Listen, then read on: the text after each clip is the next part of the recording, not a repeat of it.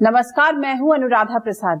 रिश्ते 3 तरह से बनते हैं, भाव में, अभाव में और प्रभाव में। पर राजनीति में रिश्ते सत्ता समीकरण बैठाने के लिए जोड़े या तोड़े जाते हैं। बड़ी चतुराई से उस रिश्ते यानी गठबंधन पर विचारधारा, विकास और लोगों की बेहतरी का मुलम्मा चढ़ा दिया जाता है। बिहार की राजनीति में गठबंधन के कई अजब गजब प्रयोग दिखे हैं। बिहार में चुनाव की तारीख तय हो चुकी है। वोटों की गिनती के लिए 14 नवंबर की तारीख तय है। नॉमिनेशन की प्रक्रिया जारी है, पर उम्मीदवारों को लेकर कंफ्यूजन अभी पूरी तरह खत्म नहीं हो पाया है। दिल्ली से पटना तक कई राउंड मीटिंग होने के बाद भी तय नहीं हो पाया कि कौन कितनी सीटों पर लड़ेगा और किस सीट पर किन उम्मीदवारों के बीच मुकाबला होगा।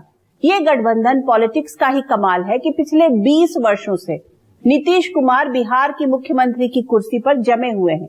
ये गठबंधन की राजनीति का ही कमाल है, जिसने चिराग पासवान के पिता स्वर्गीय रामविलास पासवान को राजनीति का मौसम वैज्ञानिक के नाम से मशहूर कर दिया था। 58 साल पहले कांग्रेस को सत्ता से दूर करने के लिए 7 राजनीतिक दलों को एक छतरी के नीचे लाने का कमाल भी गठबंधन की राजनीति ने ही किया था। ये गठबंधन की राजनीति का ही कमाल है, जिसमें गैर कांग्रेसवाद की राजनीति से निकले लालू प्रसाद यादव ने बीजेपी के समर्थन से पहली बार मुख्यमंत्री की कुर्सी हासिल की। ये गठबंधन की राजनीति का ही कमाल है कि आज की तारीख में बिहार में आरजेडी के पीछे कांग्रेस खड़ी है। ये गठबंधन की राजनीति का ही कमाल है, जिसमें कुछ सीमित क्षेत्र या जातीय वोट बैंक पर पकड़ रखने वाली राजनीतिक दल भी बड़े बड़े राजनीतिक दलों को सौदेबाजी की टेबल पर बैठने के लिए मजबूर कर देती हैं। भले ही बिहार में दूर से चुनाव त्रिकोणीय दिख रहा है, लेकिन सच्चाई ये है कि टक्कर एनडीए और महागठबंधन के बीच ही है। दोनों गठबंधन के बीच सीटों के बंटवारे पर बहुत खींचतान चल रही है। ऐसे में आज मैं आपको बिहार में गठबंधन राजनीति के चरित्र से रूबरू कराने की कोशिश करूंगी और बताऊंगी कि राजनीति में रिश्ते किस तरह परिस्थितियों के मुताबिक बदलते रहते हैं। दर्द बिहार में आज की किश्त में बात कितने अजीब रिश्ते गठबंधन के।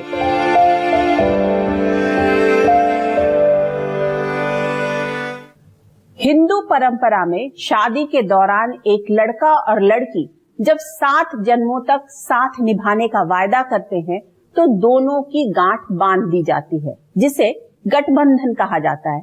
लेकिन राजनीति में गठबंधन 7 जन्मों का नहीं या 7 साल का नहीं, 7 महीने का भी नहीं होता। सब परिस्थितियों पर निर्भर करता है। राजनीतिक नफा नुकसान और सहूलियत के हिसाब से रिश्ते तोड़े और जोड़े जाते हैं। गठबंधन 2 तरह से होता है, एक चुनाव के पहले और दूसरा चुनाव के बाद। बिहार के चुनावी अखाड़े में एक और महागठबंधन है और दूसरी ओर एनडीए। सीटों के बंटवारे पर भीतर खाने कड़ी सौदेबाजी चल रही है। बंद कमरों में माथापच्ची चल रही है कि डील कितनी सीटों पर सील होगी, किसके खाते में कौन कौन सी सीटें आएंगी। ऐसे में सबसे पहले ये समझते हैं कि बिहार के दोनों बड़े गठबंधन यानी महागठबंधन और एनडीए के बीच सीटों के बंटवारे पर अब तक पेच कितना उलझा है और कितना सुलझ रहा है।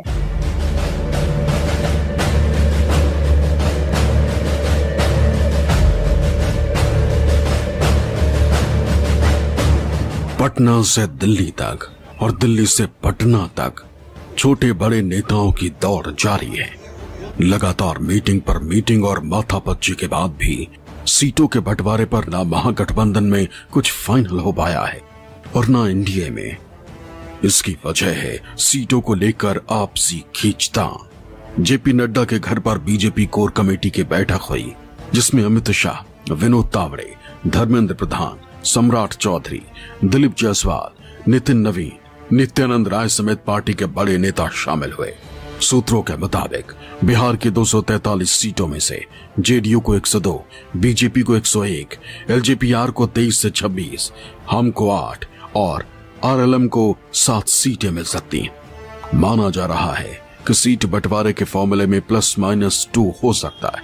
अभी भी कुछ सीटों को लेकर बातचीत जारी है। वहीं एनडीए के जहाज पर सवार आरएलएम सुप्रीमो उपेंद्र कुशवाहा का कहना है कि सीटों के बंटवारे पर अभी कोई सहमति नहीं बनी। जो मीडिया में दिखाया जा रहा है बातचीत पर सहमति के बारे में, सहमति अभी नहीं बनी है, बातचीत अधूरी है, बातचीत का दौर जारी है। सूत्रों के मुताबिक चिराग पासवान ने 26 सीटों की दावेदारी की है, जिसमें कुछ सीटें बीजेपी, जेडीयू और हम की सिटिंग सीटें। कुछ सीटें ऐसी हैं जिन पर चिराग पासवान बिल्कुल पीछे हटने के मोड में नहीं दिख रहे हैं। जो भी यहाँ से गठबंधन को लेकर के, सीट को लेकर के या फिर सीट के चयन को लेकर के होगा, वो सब पे अंतिम निर्णय हमारे राष्ट्रीय अध्यक्ष श्री चिराग पासवान जी होगा। कुछ डेट से नहीं, अभी बात चल रही है ना। हमारे राष्ट्रीय अध्यक्ष खुद ही आप जानते हैं कि वो खुद आप लोग सबसे बात करके सब कुछ साझा अपने से करते हैं। तो अभी just give it some time, अभी बातचीत चल रही है, जैसे फाइनल होगा वो आपको बता देंगे। पहले 15 सीटों की मांग करने वाले जीतन राम मांझी का कहना है कि एनडीए में जितनी सीटें मिलेंगी उतनी सीटों पर चुनाव लड़ने के लिए तैयार है। इसी तरह महागठबंधन के भीतर भी सीट शेयरिंग पर अभी डील सील नहीं हो पाई। इस पेच को सुलझाने के लिए राहुल गांधी और तेजस्वी यादव के बीच बात हुई। कांग्रेस अध्यक्ष मल्लिकार्जुन खड़गे और लालू यादव के बीच भी बात हुई। सूत्रों के मुताबिक महागठबंधन में जिस सीट शेयरिंग के फॉर्मूले पर करीब करीब सहमति बनाने की कोशिश की जा रही है वो है राजद 135 से 140 सीट, कांग्रेस 50 से 55 सीट, माले 19 से 22 सीट, भाकपा 6 से 7 सीट, माकपा 4 से 6 सीट, वीआईपी 15 से 20 सीट, रालोजपा 1 से 3 सीट, झामुमो 1 से 3 सीट। सीटों की बात कहां तक पहुंची? बात करीब करीब आखिरी चरण में है। तो जाहिर सी बात है कि पिछली बार से ज़्यादा पार्टियां हैं, इस बार 6 पार्टी है, थोड़ा समय लग रहा है, लेकिन मुझे बिल्कुल भरोसा है कि अगले 1 आध दिन में हम लोग किसी निष्कर्ष पर पहुंच जाएंगे। महागठबंधन में सीटों की शेयरिंग में सबसे बड़ी दिक्कत मुकेश सहनी की डिमांड को लेकर है। वो चाहते हैं कि सीट शेयरिंग के साथ साथ ये भी ऐलान किया जाए कि महागठबंधन की सरकार बनने पर वो उप मुख्यमंत्री बनेंगे। सारी चीजें इंटरनल हम लोगों का पूरा हो चुका है। सीट शेयरिंग को लेकर सर वो सब हो चुका है, वो सब में कोई नहीं दिक्कत है, सब हो चुका है। डिप्टी सीएम आप ही होंगे सर? अरे इसमें भी कोई कहने वाली बात है क्या? सरकार बनाएंगे या डिप्टी सीएम बनेंगे, ठीक है। ये गठबंधन की मजबूरी है, एक एक वोट जोड़ने की जुगत है, जिसमें आरजेडी और कांग्रेस दोनों ही पिछले चुनाव की तुलना में इस चुनाव में कम सीटों पर चुनाव लड़ने के लिए तैयार हैं। हालांकि सीटों के शेयरिंग का औपचारिक ऐलान होना अभी बाकी है, लेकिन इतिहास गवाह है कि साल 2020 में किस तरह आखिरी वक्त में मुकेश सहनी ने पाला बदल लिया था। एनडीए में चिराग पासवान एक टफ बार्गेनर की तरह उभरे हैं। इसी तरह महागठबंधन के बीच कांग्रेस और मुकेश सहनी की वीआईपी भी कड़ी सौदेबाजी कर रहे हैं। इशारों इशारों में विकल्पों के खुले खिड़की दरवाजे दिखाए जा रहे हैं। भीतर खाने से जो खबरें निकल रही हैं, उसमें सीटों पर डील सील होने के साथ साथ कुछ और भी ऑफर दिया जा रहा है। भविष्य में एक एमएलसी की सीट, तो किसी को एक राज्यसभा सीट और किसी को दोनों, यानी एमएलसी प्लस राज्यसभा सीट भविष्य में देने का वायदा जैसी बातें निकल रही हैं। भीतर खाने जिस तरह कड़ी सौदेबाजी चल रही है, उसमें पाला बदलने की गुंजाइश लगातार बनी हुई है। ऐसे में अगर कोई चुनाव से पहले इधर उधर नहीं हुआ तो महागठबंधन के 7 दल बनाम एनडीए के 5 दलों के बीच मुकाबला तय है। ऐसे में समझते हैं कि चुनाव से पहले राजनीतिक दलों के बीच गठबंधन के जरिए क्या साधने की कोशिश चल रही है, किसी के इधर उधर होने से कितना और कितना बड़ा फर्क पड़ सकता है।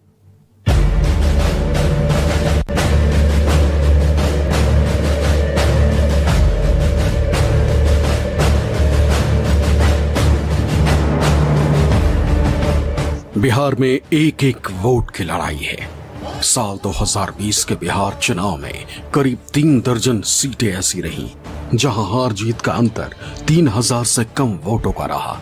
ऐसे में क्षेत्र विशेष में खास जातीय वोट बैंक की राजनीति करने वाले राजनीतिक दलों की अहमियत बढ़ जाती। महागठबंधन में मुकेश सहनी की विकासशील इंसान पार्टी यानी वीआईपी को स्पेशल ट्रीटमेंट मिलने की बड़ी वजह सूबे के मल्लाह और निषाद वोट बैंक पर पकड़ मानी जाती है। लोग मुझे कहते हैं कि सनत पल्ला मुकेश सहनी सिर्फ जात की राजनीति करते हैं। मैं उनको हमेशा कहता हूं कि आपके नजरिए से वो जात हो सकता है, लेकिन मेरे नजरिए से वो हमारा परिवार है। मुकेश सहनी जिस मल्लाह जाति से ताल्लुक रखते हैं, उसकी बिहार की आबादी में हिस्सेदारी 2.61% है। निषाद समुदाय की सभी उपजातियों को मिला दिया जाए तो आंकड़ा 9.65% तक पहुंच जाता है। इस समुदाय के लोगों का प्रभाव मुजफ्फरपुर, पूर्वी चंपारण, मधुबनी, दरभंगा और वैशाली क्षेत्र की कई सीटों पर है। यही वजह है कि 2020 में मुकेश सहनी महागठबंधन में सीटों की सौदेबाजी करते करते आखिर में एनडीए के जहाज पर सवार हो गए। मुकेश सहनी के वीआईपी के सिंबल से 11 उम्मीदवार चुनावी अखाड़े में उतरे, जिसमें 4 विधानसभा पहुंचने में कामयाब रहे। सिमरी बख्तियारपुर सीट से खुद मुकेश सहनी सिर्फ 1959 सीटों के अंतर से चुनाव हार गए। पिछले 2 दशकों से बिहार के राजनीति में एक नया ट्रेंड देखने को मिलता है, जिसमें लोग किसी उम्मीदवार को जिताने से अधिक किसी खास उम्मीदवार को हराने के लिए मतदान करते हैं।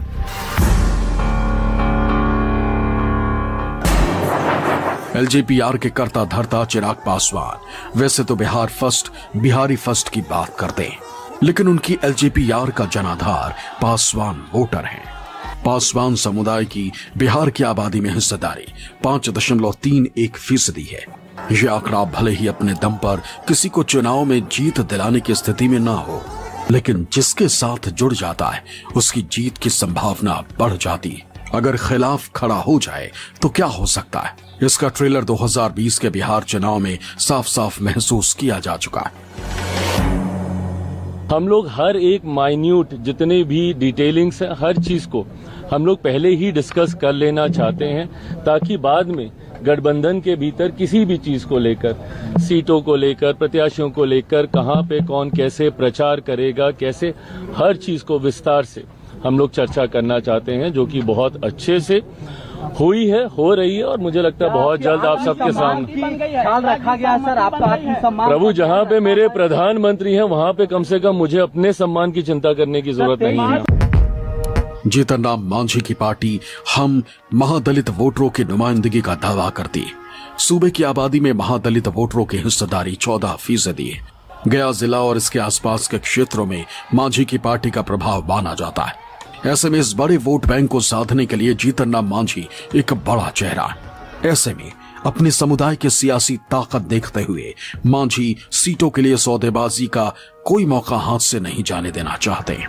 उपेंद्र कुशवाहा भी अपने जातीय आधार को देखते हुए आखिरी दौर में डबल डिजिट में सीटों की डिमांड कर रहे हैं। ये किसी से छिपा नहीं है कि असदुद्दीन ओवैसी की एआईएमआईएम के सीमांचल में मजबूती से उम्मीदवार उतारने का साइड इफेक्ट क्या होगा, मुस्लिम वोटों के बंटने से किससे ज्यादा नुकसान होगा।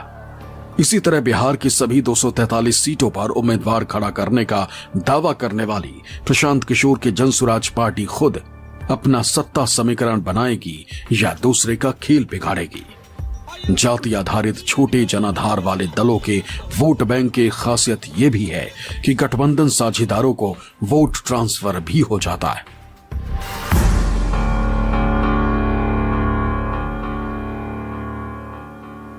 लोकतंत्रीय राजनीति में चुनाव गणित से नहीं रसायन से जीता जाता है।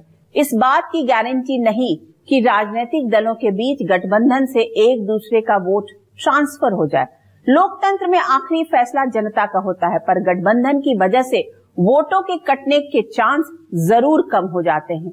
अगर 2020 में हुए बिहार विधानसभा चुनाव को देखा जाए तो चिराग पासवान की पार्टी अकेले चुनावी अखाड़े में उतरी थी। तब उनकी लोक जनशक्ति पार्टी का चुनाव चिन्ह बंगला था। बिहार में 243 सीटों में से 137 पर उम्मीदवार खड़े करने के बाद भी चिराग की पार्टी के सिंबल से सिर्फ एक उम्मीदवार विधानसभा पहुंच पाया। पर चिराग पासवान का साइड इफेक्ट ये रहा कि नीतीश कुमार की जेडीयू 43 सीटों पर सिमट गई और तीसरे नंबर की पार्टी बन गई। एक स्टडी के मुताबिक एलजेपी ने 54 सीटों के नतीजों को प्रभावित किया था। जेडीयू उम्मीदवार 25 सीटों पर दूसरे नंबर पर रहे। इन सीटों पर एलजेपी के वोट जीत के अंतर से अधिक थे। चिराग फैक्टर ने एनडीए को 30 और महागठबंधन को 24 सीटों पर हार की ओर धकेल दिया था। ऐसे में 2020 और 2015 में बिहार में हुए चुनावी गठबंधन का जिक्र करना भी बहुत जरूरी है। साल 2020 में एनडीए में जेडीयू, बीजेपी, हम और वीआईपी मिलकर चुनाव लड़े। दूसरी ओर महागठबंधन में आरजेडी, कांग्रेस, लेफ्ट मिलकर चुनाव में उतरे। असदुद्दीन ओवैसी की party AIMIM, Bahujan Samaj party और राष्ट्रीय लोक समता पार्टी ने साथ मिलकर चुनाव लड़ा। सीटों के बंटवारे पर बात नहीं बनने की वजह से चिराग पासवान की लोक जनशक्ति पार्टी अकेले ही मैदान में उतरी। चुनावी अखाड़े में एक दूसरे को जमकर ललकारा गया। और मुझे प्रधानमंत्री जी की तस्वीर का इस्तेमाल करने की जरूरत ही नहीं है। मैं उनका हनुमान हूँ, मेरे दिल में उनकी तस्वीर बसती है। किसी दिन होगा तो छाती चीर के भी दिखा दूंगा कि मेरे दिल में मेरे प्रधानमंत्री बसते हैं।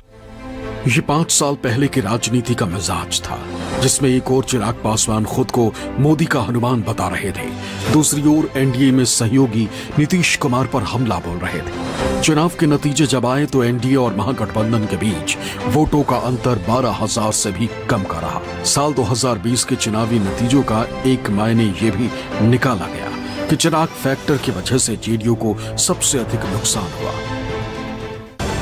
बाद में नीतीश कुमार का बीजेपी से रिश्ता तोड़कर आरजेडी से हाथ मिलाने की एक वजह 2020 के चुनावी समीकरणों को भी माना गया।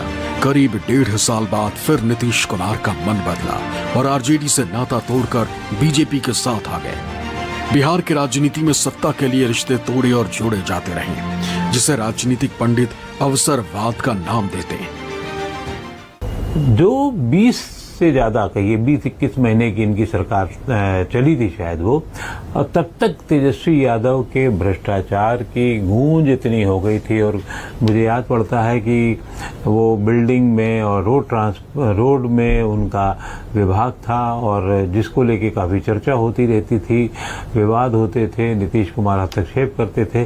जब ये पानी गले के ऊपर आ गया तो नीतीश कुमार ने फिर एक लंबी शतरंज की चाल चलते हुए, शतरंज के मोहरे में राजा की चाल चलते हुए उनसे समझौता तोड़ लिया और वो इधर आ गए। तो ये एक कहानी थी जिसकी पीछे सिर्फ और सिर्फ वो तेजस्वी यादव का अति उत्साह होना।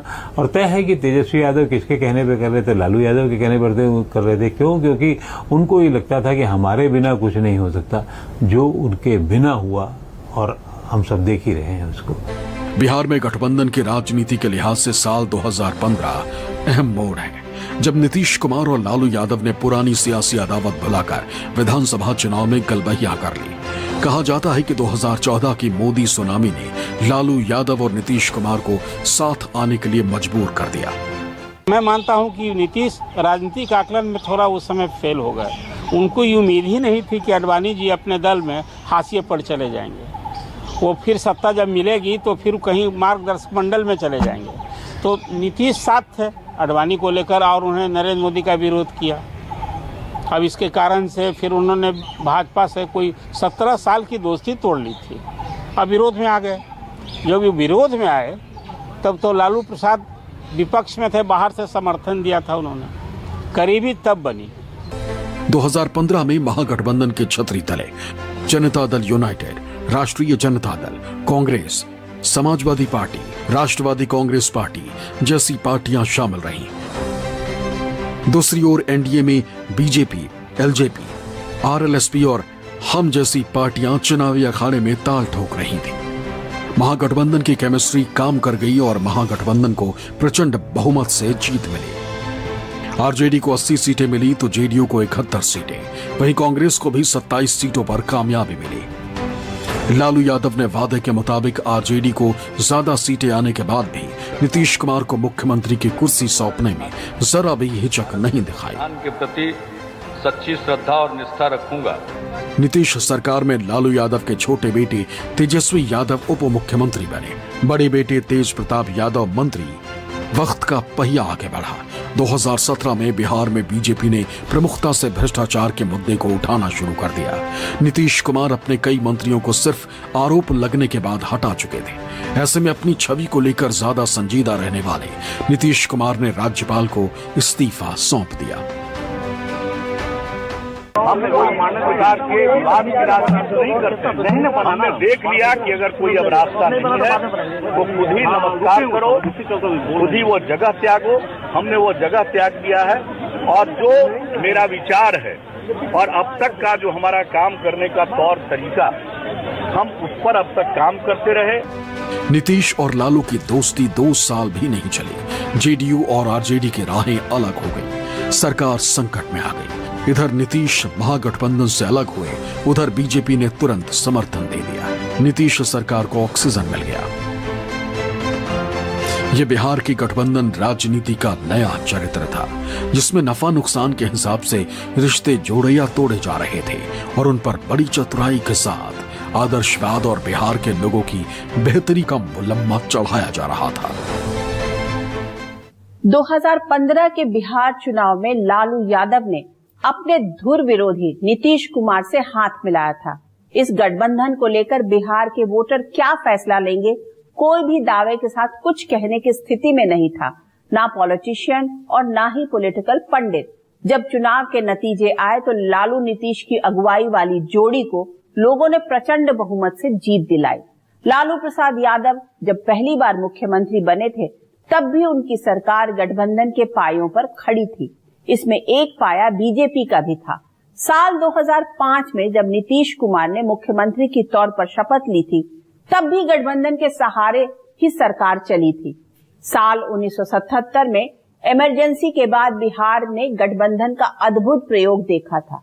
साल 1967 में बिहार में सोशलिस्टों ने गैर कांग्रेसवाद की छतरी तानी तो उसमें 7 राजनीतिक पार्टियां शामिल थी, जिन्होंने अलग अलग चुनाव लड़ा था और कांग्रेस को रोकने के लिए हाथ मिला लिया। दल बदल और गठबंधन बिहार की राजनीति का अभिन्न हिस्सा रहा है। शायद यही वजह रही कि साल 1967 से 1972 के बीच बिहार में 9 सरकारें बनी। 1960 के दशक में लोगों का धीरे धीरे कांग्रेस से मोह भंग होने लगा।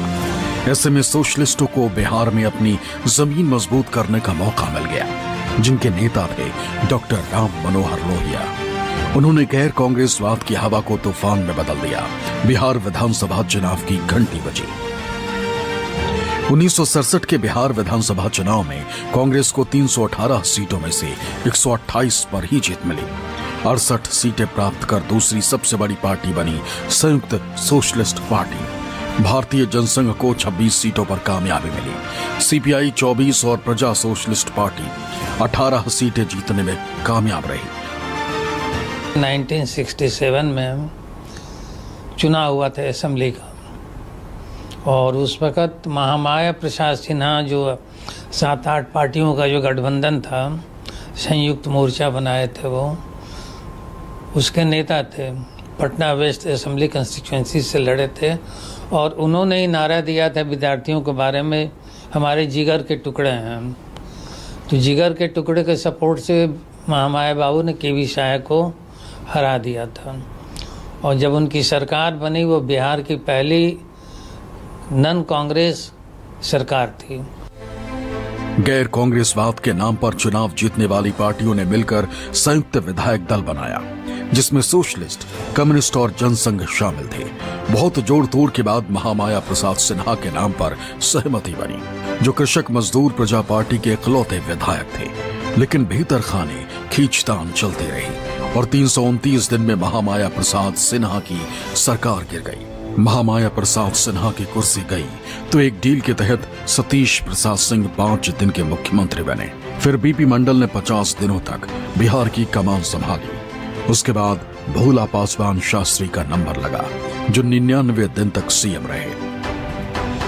साल 1969 में ही मध्यावधि चुनाव हुए। कांग्रेस को सिर्फ 118 सीटें मिली। ऐसे में कांग्रेस ने प्रजातांत्रिक सोशलिस्ट पार्टी, शोषित दल, लोकतांत्रिक क्रांति दल जैसी पार्टियों के साथ मिलकर गठबंधन सरकार बनाई। लेकिन कांग्रेस की गठबंधन सरकार भी ज्यादा दिनों तक चल नहीं सकी। फिर कर्पूरी ठाकुर की अगुवाई में सरकार बनी, जिसमें 5 दल शामिल थे। बिहार के लोगों ने गठबंधन सरकार में खींचतान देखा, कुर्सी के लिए एक दूसरे को लंगड़ी मारते देखा। ऐसे में साल 1972 में चुनाव हुए तो कांग्रेस की पूर्ण बहुमत के साथ सत्ता में वापसी हुई। अब मुख्यमंत्री गठबंधन की वजह से नहीं, आला कमान के इशारे पर बदले जा रहे थे। ये तो 67 की जो राजनीति हुई तभी से गैर कांग्रेसवाद की राजनीति थी, फिर इंदिरा गांधी ने संभाला उसको। साल 1977 में इमरजेंसी के बाद जब बिहार में चुनाव की घंटी बजी तो कांग्रेस के विरोध में जनता पार्टी खड़ी हुई। इसमें जनसंघ, लोकदल समेत कई पार्टियां थीं। बिहार में जनता पार्टी को प्रचंड बहुमत मिला, वही कांग्रेस 57 सीटों पर सिमट गई। जनता पार्टी सरकार की कमान कर्पूरी ठाकुर को सौंपी। उनकी सरकार ने पिछड़ों के लिए आरक्षण का रास्ता खोला, लेकिन प्रचंड बहुमत से जिस जनता पार्टी को लोगों ने सत्ता के लिए चुना, उसका अंजाम भी वही हुआ जो पहली गैर कांग्रेसी सरकार का हुआ था।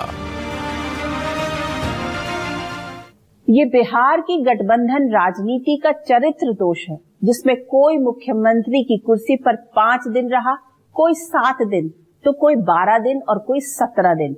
पिछले 35 वर्षों से बिहार की राजनीति लालू यादव और नीतीश कुमार की परिक्रमा कर रही है, पर बिहार की गठबंधन पॉलिटिक्स को 4 हिस्सों में बांटा जा सकता है। पहला, साल 1967 का गठबंधन, जिसके केंद्र में सोशलिस्ट विचारधारा थी और कांग्रेस का विकल्प बनने के लिए सबको एक छतरी के नीचे लाना था। दूसरा, साल 1977 का गठबंधन, इमरजेंसी के बाद गैर कांग्रेसी दल जनता पार्टी के झंडा तले आए। तीसरा, साल 1990 में बीजेपी के समर्थन से लालू प्रसाद यादव मुख्यमंत्री की कुर्सी पर बैठे। इस दौर में जेपी आंदोलन से निकले युवा नेताओं की पीढ़ी सेंटर स्टेज पर आने लगी। पिछड़ों की राजनीति नया आकार लेने लगी। जातीय राजनीति की गर्भनाल से ही नीतीश कुमार की राजनीति का उदय हुआ और समता पार्टी बनी। लालू विरोध की राजनीति करते करते नीतीश कुमार एनडीए के जहाज पर सवार हो गए। चौथा, साल 2014 में नरेंद्र मोदी के प्रधानमंत्री बनने के बाद बिहार में नीतीश कुमार की राह को अवसरवादी गठबंधन कहा जा सकता है। मुख्यमंत्री की कुर्सी के लिए नीतीश कुमार ने कभी आरजेडी तो कभी बीजेपी के साथ गठबंधन किया। 2025 में अभी गठबंधन की जो तस्वीर सामने है, उसमें एक और महागठबंधन में 7 राजनीतिक दल हैं, दूसरे ओर एनडीए में 5 दल शामिल हैं। छोटी बड़ी पार्टियां अपने अपने तरीके से सौदेबाजी कर रही हैं और अपनी ताकत का एहसास करा रही हैं। एनडीए में शामिल दलों को बीजेपी से नाता तोड़ने पर तुरंत नुकसान का खतरा दिख रहा है। डर ये भी है कि ज्यादा नानुकुर हुआ तो कहीं पार्टी में ही दो फाड़ न हो जाए। सवाल ये है कि क्या गठबंधन साझेदार 14 नवंबर के बाद पाला नहीं बदलेंगे और क्या 2025 में बिहार को गठबंधन पॉलिटिक्स से आजादी मिलेगी, जिसकी संभावना अभी बहुत कम दिख रही है। आज के इस एपिसोड में बस इतना ही। आपसे फिर मुलाकात होगी किसी ऐसे मुद्दे के साथ जिसे जानना और समझना हम सबके लिए बहुत जरूरी होगा। निष्पक्ष खबर, सटीक विश्लेषण और बिहार चुनाव से जुड़े हर अपडेट के लिए आप देखते रहिए न्यूज़ 24। नमस्कार।